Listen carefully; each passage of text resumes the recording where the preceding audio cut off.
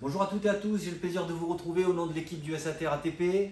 C'est effectivement la rentrée, comme l'annoncent certains, une rentrée agitée, chargée, pleine de gros dossiers qui nous attendent, dont le premier est RATP, la mise en filiale, comme vous le savez, se poursuit. On découpe l'entreprise en petits morceaux, en business unit. On suit le projet Diapason, donc la fonction support et surtout la filière RH qui est aujourd'hui en grande difficulté, puisque à force de découper et à force d'appliquer Diapason, aujourd'hui on regroupe dans des CSP plusieurs agents, et puis à terme on les mettra en filiale, article 33, en leur disant bien sûr que c'est pour leur bien, qu'ils ne s'inquiètent pas, que tout va bien, qu'ils continueront à bénéficier de la CCAS, des centres médicaux, qu'ils auront bien sûr l'application des protocoles et la retraite et ceci et cela et la flûte et le tambourin. Et pour finir, pour les rassurer au mieux, on leur dit vous signez votre article 33 et vous avez la possibilité, si vous ne vous sentez pas bien en filiale, de revenir au sein de l'EPIC. Malheureusement, ça, c'est pas quelque chose qu'on pourra confirmer. On va plutôt l'infirmer, on est dubitatif. On sait aujourd'hui que dans le groupe RATP, plus particulièrement dans l'EPIC, pour un poste, il y a une pléthore de candidats et que souvent, ça se passe par piston, du piston, avant que le poste ne soit, le poste est déjà pris. Donc ça, nous, on n'y croit pas, c'est plutôt se débarrasser du personnel et en essayant de le rassurer. Donc on invite aussi les salariés qui ne vont pas bien, qui souffrent de cette situation, à nous contacter pour qu'on puisse les accompagner au mieux et les défendre si besoin était. Deuxième sujet d'actualité, donc c'est tout ce qui découle, et ça vous le savez depuis pas mal de temps, de la loi LOM, du découpage encore de l'entreprise, du regroupement qui a été fait sur RDS de 18 000 salariés qui à terme vont basculer en filiale. Quel est leur avenir, leurs conditions de travail, leurs conditions d'utilisation, leur rémunération?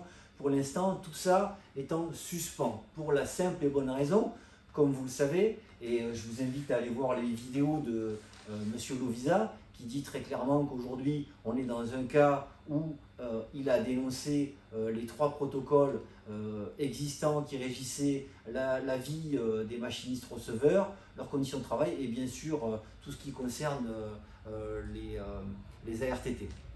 Tous ces protocoles ont été dénoncés, donc de fait, on a, comme on vous l'avait dit à l'époque, 18 mois pour négocier un nouveau projet. Comme vous le savez, la campagne électorale va commencer ou a déjà commencé pour certains sur les chapeaux de roue. Et le sujet qui va préoccuper 10 000 salariés, c'est bien celui-là, il s'appelle CST. Donc le CST, aujourd'hui, est en train, et c'est le souhait de la direction du département RDS d'être négocié. Les négociations ont déjà commencé. Elles vont se poursuivre après les élections avec les nouveaux interlocuteurs qui seront autour de la table après celle-ci. Enfin, pour conclure, pour notre rentrée, un vrai sujet qui nous intéresse, nous, SAT RATP, très particulièrement, c'est un sujet de droit qui concerne la difficulté qu'ont beaucoup de salariés avec la CCAS, notamment lors des AT. Donc on vous le dit régulièrement, on va vous le répéter, et c'est l'objet d'un arrêt de la Cour de cassation rendu en janvier 2021, qui vient confirmer et reconfirmer ce qu'on vous dit déjà depuis pas mal d'années. L'article 75 et 77 du statut s'applique à l'ensemble des salariés. D'accord? Donc libre à la caisse et à la RATP de l'appliquer. Or, comme vous le savez, dès que vous déclarez un AT, tout est fait pour que cet AT soit rejeté. Vous devez défendre vos droits, aller en justice, être défendu, être représenté, écrire de nombreux courriers. Et ensuite, pour ceux qui vont jusqu'au bout, aller en justice et obtenir gain de cause, comme ça a pu être le cas pour cette victime d'un accident du travail au temps et au lieu du travail, n'en déplaise à la RATP, puisque dans ses écritures, elle a expliqué maladroitement que ceci n'était pas en lien avec le travail. Or, la Cour de cassation, dans l'arrêt de janvier 2021, confirme dans un premier temps que les articles 75 et 77 du règlement intérieur de la caisse s'appliquent et que c'est à la RATP, à la caisse, de démontrer que l'accident qui a eu lieu est totalement étranger avec le travail, ce qui n'était pas le cas, puisque là, dans ce cas de figure, c'était une victime qui s'est pris la tête avec son supérieur hiérarchique. Ça a fini par une déclaration d'AT. L'AT, bien sûr, dans la foulée, elle a été voir son médecin. Elle a des troubles anxio-dépressifs. Elle a donc fait état sur un certificat de ce dont elle souffrait, elle a mis en lien avec la situation au travail et la Cour de cassation a rappelé à la Cour d'appel qu'elle avait violé le règlement intérieur du statut et de la caisse. Pardon.